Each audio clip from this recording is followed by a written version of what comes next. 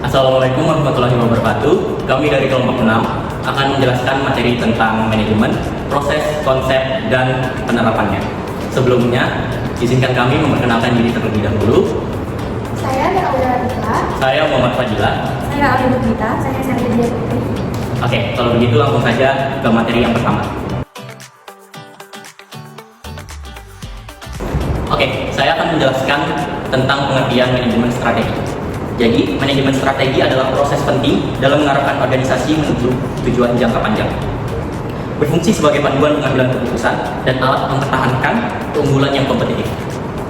Menurut Herman, manajemen strategi merupakan seni dan ilmu dalam merumuskan, mengimplementasikan, dan mengevaluasi keputusan lintas fungsi.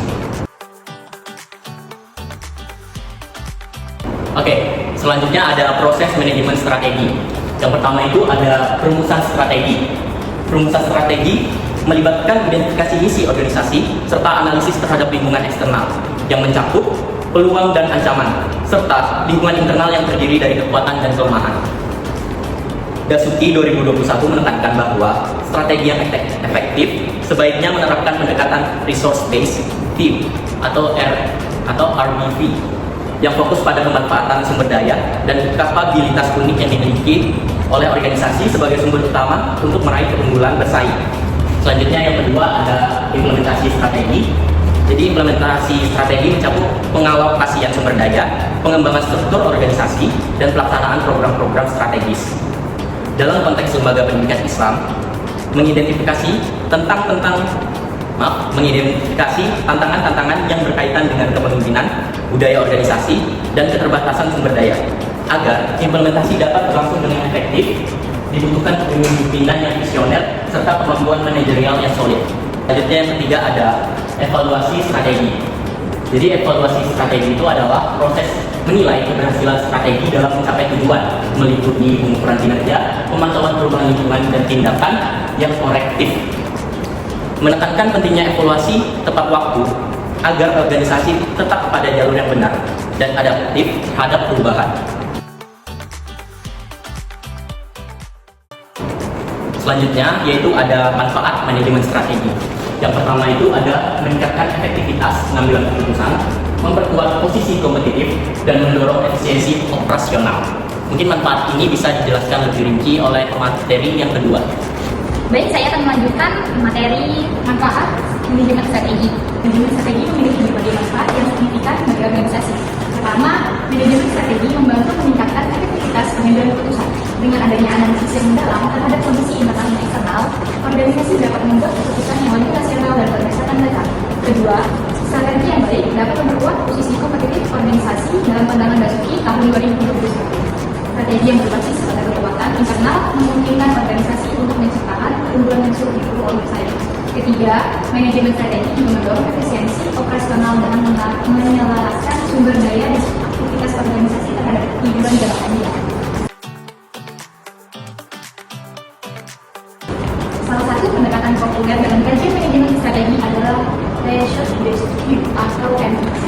Pendekatan ini memandang bahwa keunggulan bersaing suatu organisasi terletak pada sumber daya yang dimilikinya, terutama jika sumber daya tersebut bersifat langka, sulit ditiru, tidak dapat dibandingkan dan bernilai, valuable, immutable, and non-substitutable.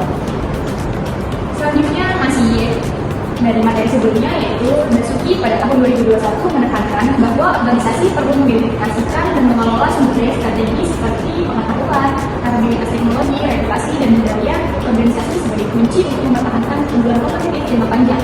Pendekatan RBV sangat relevan dalam konteks persaingan yang semakin kompetitif, di mana organisasi tidak hanya dituntut untuk bersaing berdasarkan harga atau skala ekonomi, tetapi juga berdasarkan diferensiasi dan inovasi yang berdasarkan pada sumber daya internal.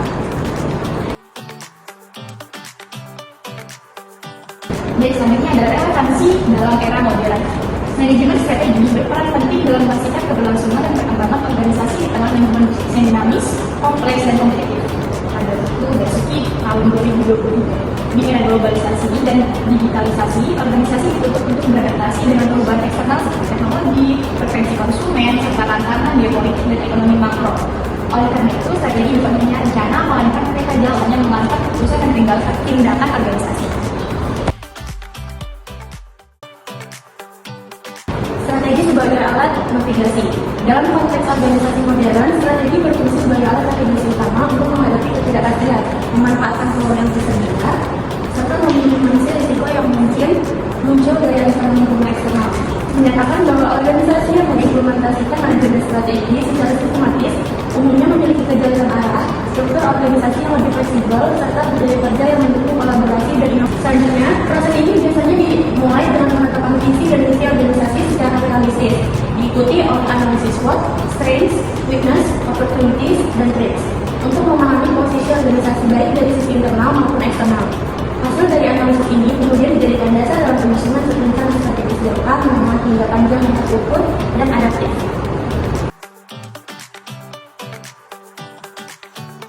Selanjutnya, visi-misi dan adaptasi. Husnaini et al.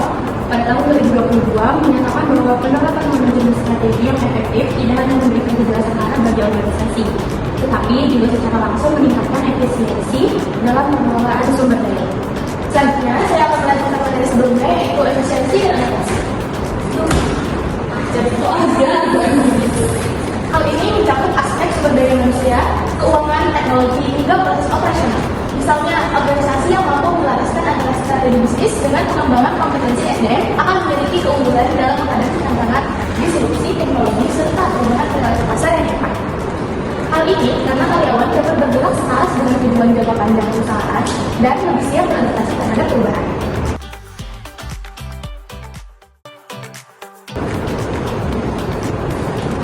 Selanjutnya, keunggulan kompetitif dan jangka panjang.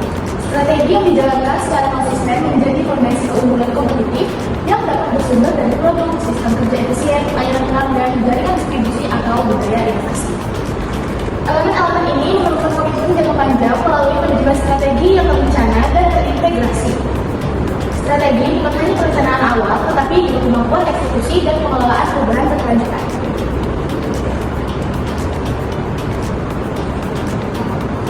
Jadi kesimpulan yang kita dapat adalah manajemen strategi adalah suatu proses menyeluruh yang mencakup perumusan, implementasi, dan evaluasi strategi guna mencapai tujuan jangka panjang serta meraih keuntungan kompetitif di tengah lingkungan yang terus berubah. Berdasarkan pandangan research desk view, pemanfaatan kekuatan internal yang unik menjadi element kunci melalui manajemen strategi yang efektif. Organisasi dapat meningkatkan efisiensi, adaptabilitas, dan daya saing dengan menyelaraskan visi, misi, struktur, serta